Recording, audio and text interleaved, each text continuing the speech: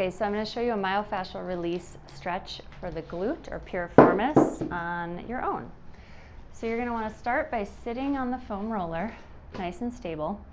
You're going to do a figure 4 stretch, and you're going to lean, so place the same hand on the ground as the glute you're trying to stretch. You're going to lean to the side, and then from here you can just sit on the foam roller and kind of let that do the work, or you can grab your knee and pull it in towards you for a self myofascial release.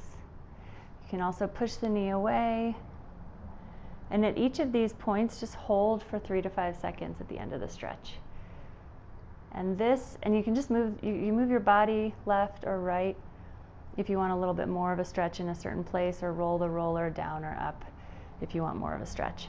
But also check out, we have a couple videos for IT band and quad and hamstring as well. So this is glute self myofascial release.